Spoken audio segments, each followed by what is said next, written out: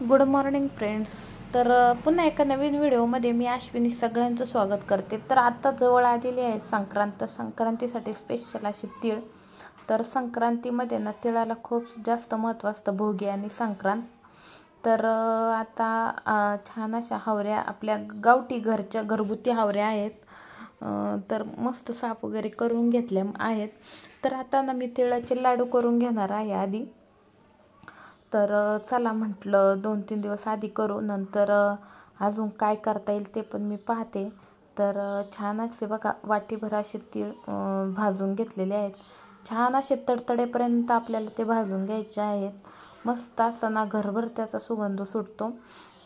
तर भाजायचं काम चालू आहे. तर 2 बॅचमध्ये मी भाजून घेणार आहे, कारण की मग सगळे असे चांगले भाजले जातात. तर बाकीचे थोडेसे तसेच ठेवणार आहे. आता भाकरी पण बनवावं लागणार आहे त्या तिळाची. तर भोगीची भाजी पण करावं लागणार आहे. तर आत्ता चालू आहे माझं हे करायचं काम. तर तुम्ही केले की नाही लाडू मला नक्की कमेंटमध्ये सांगा. तर छान होतात. मागच्या वर्षी पण मी केले होते हे लाडू.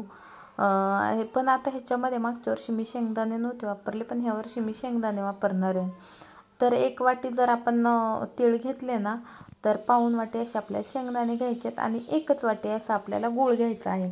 तर गुळाचा पाक करून आपल्याला बनवायचे आहेत. तर बिनपाकाचे सुद्धा बनवता येतात.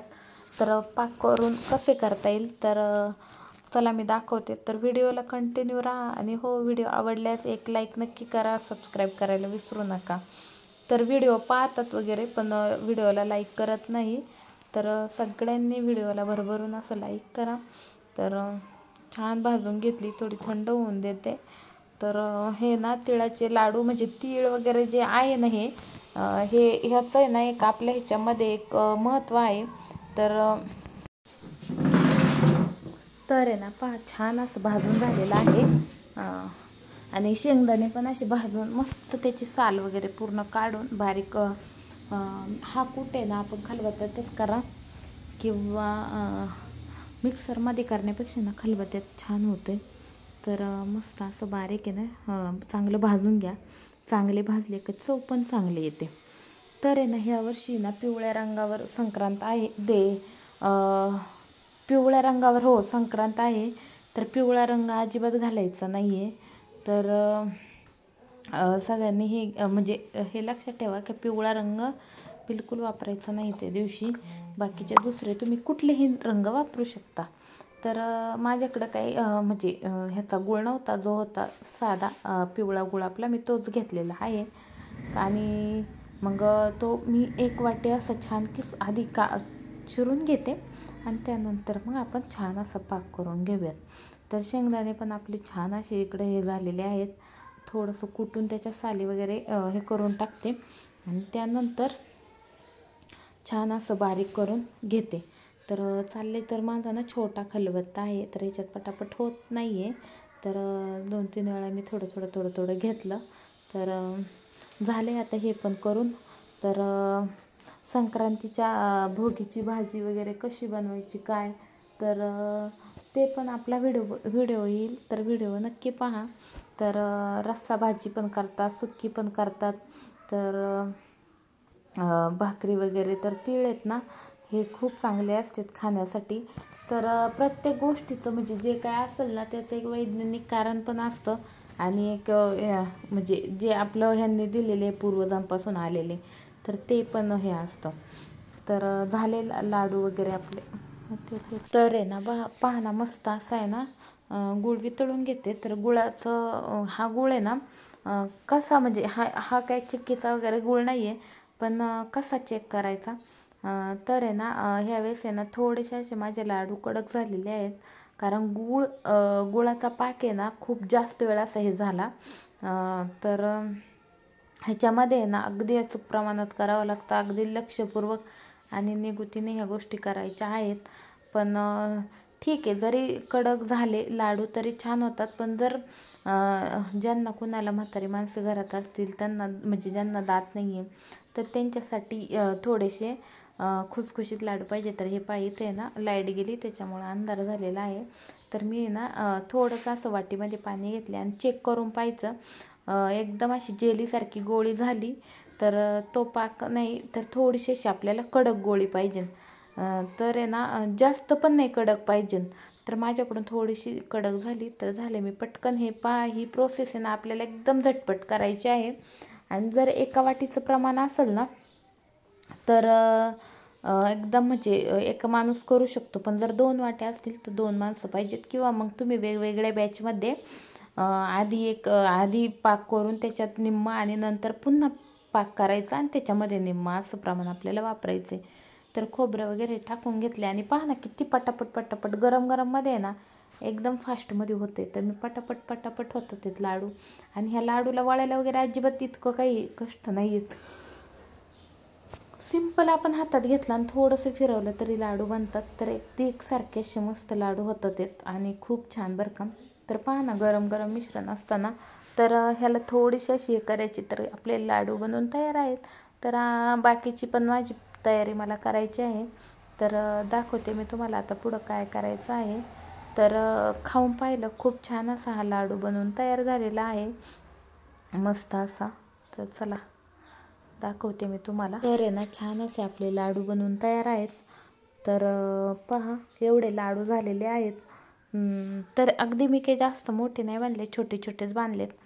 तर हे द्यायला वगैरे छान. आणि पहा ना हावऱ्या किती सुंदर दिसत आहेत एकदम.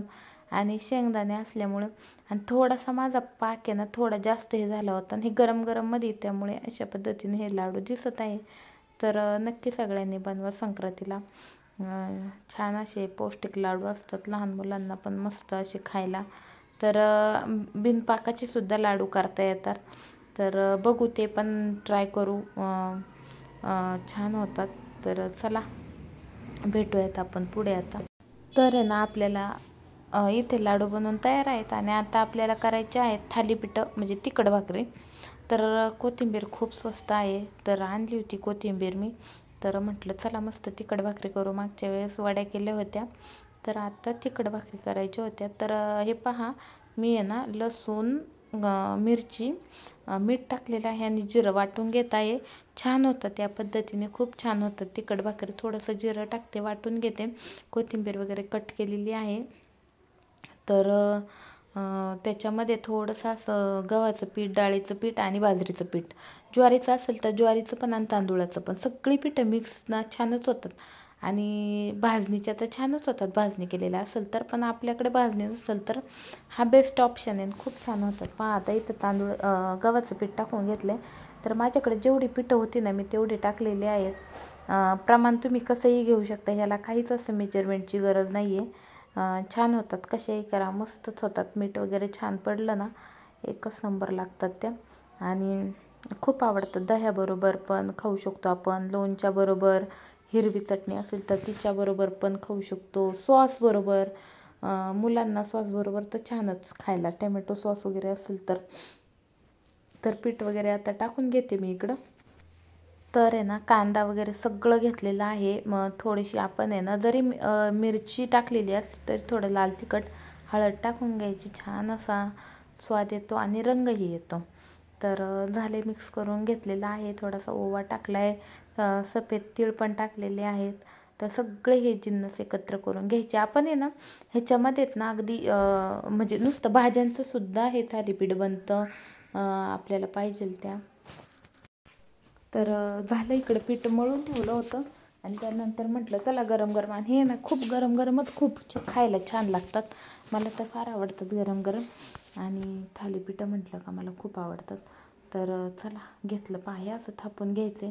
आपल्याला जर कोथिंबीर वरून टाकायची असेल तर आपण टाकू शकतो, पण मी नाही टाकली. नाही जास्त म्हटलं नको हिरवं. कधी जर जास्त अवेलेबल असेल तर मी टाकते, पण तर बघा ना ही जुनी पद्धत आपली. तर कांदा या पद्धतीने असं मधून कट करून घ्यायचा आणि त्याने तेल लावायचं. खूप छान असं तेल लागलं जातं आणि चव पण अशी मस्त येते एक वेगळी. तर हे अशी ना बोट ठेवून घ्यायची, म्हणजे छान असं आहे ना थालीपीठ हे होतं. तर छोटीच केलेली आहेत मी, जास्त काही मोठी केली नाही. मला काही 4-5-6 केली तरी होतात आम्हाला. तर एक छान वाफ येऊन दिलं का तोपर्यंत इकडं करून घ्यायची. तर रुमालावर आहेत ना छान होतात तशी लाटून वगैरे करण्यापेक्षा. मस्त ओला रुमाल करून घ्यायचा आणि त्याच्यावर करून घ्यायची. तर पहा किती छान झालेली आहेत, मस्त एकदम. तर गरम गरम अशी खायला घेतली. तर बरीच अशी थालीपीठं केली होती मी 5-6 त्यात आणि करून झालेली आहेत.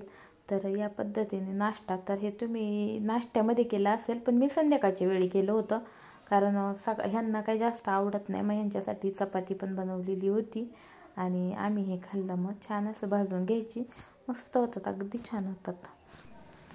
तर छान आहे, नाश्त्यासाठी वगैरे बेस्ट पर्याय आहे आणि किती फास्ट होतात पहा, अगदी वेळ पण लागत नाही आणि मस्त असं. तर आता आहे ना, हा दुसऱ्या दिवशीचा सकाळचा व्हिडिओ आहे. तर सकाळचं काय एवढं शूट करणं होत नाही. तर हे पहा, मस्त असे टॅमॅटो घेतलेले आहेत आणि आज काय बनवायचं आहे. तर ही भाजी ना जास्त काही आम्ही बनवत नाही, म्हणजे घरात होतच नाही. पण मी फ्लावर आणलं आता पावभाजीसाठी. तर फ्लावर उरला होता, तर म्हटलं चला आता ती भाजी करून टाकू. परत फ्रीजमध्ये ठेवून असं हे होतं. तर इकडे घेतला आहे टॅमॅटो कट करून. तर आहे ना, फ्लावरच्या भाजीला आहे ना टॅमॅटो टाकायचा, म्हणजे तिचा एक असा उग्र जो हे असतो ना तो जातो टॅमॅटोमुळं. आणि सिंपल असं नुसती मिरची पावडर मसाला आपला टाकून घेतला. तर कुणी त्याला चाट मसाला वगैरे टाकतात, ती पण छान होती. पण आम्हाला काही ते आवडत नाही, म्हणून या पद्धतीने मी करून घेतलेली आहे. तर टॅमॅटो छान असे कट केले. आता टॅमॅटो पण खूप स्वस्त झालेत, बाजारात खूप आलेत. तर आहे ना, हे पहा, ह्याच्यामध्ये ना थोडं पाणी घेतले मी आणि फ्लावर हा उकळून घेतलेला आहे. तर आहे ना पहा, फ्लावर आहे ना थोडंसं आहे ना गरम पाण्यामध्ये थोडासा उकळून घ्यायचा, त्याच्यामध्ये थोडंसं मीठ आणि हळद टाकायची. कारण आहे ना, फ्लावरला खूप साऱ्या अशा आळ्या वगैरे असतात, खूप सारी अशी औषधं मारतात. फ्लावर आहे ना अगदी 1.5-2 महिन्यात फुगवतात. त्याच्यामुळे आहे ना नक्की ही प्रोसेस करा कधी पण तुम्ही. आहे ना शक्यतो एक उकळून आहे ना त्यातलं सगळं असं पाणी हे ओतून द्यायचे आणि फ्लावर शिजवून घ्यायचं. नंतर तर टॅमॅटो वगैरे टाकून छान शिजवून घेतला. त्यानंतर आहे ना, आता केस खूप पांढरे झालेत, खूप म्हणजे खूप. तर म्हटलं चला ही इन्स्टंट अशी एक 10-15, थंडी खूप असल्यामुळे आहे ना मी थंडीमध्ये ना शक्यतो गार्नियर किंवा हेच यूज करते. तर केसांना मेहंदी लावून घेत आहे. तर खूप असे पांढरे केस झालेले आहेत. तर म्हटलं चला आजला घेऊ लावून आणि गरम लगेच केस धुवून उन्हामध्ये बसून केस सुकून घ्यायचे, म्हणजे अगदी डोकं नाही तर एकदम जड पडतं.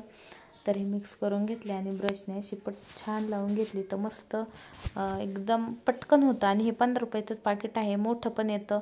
तर मला पुढूनच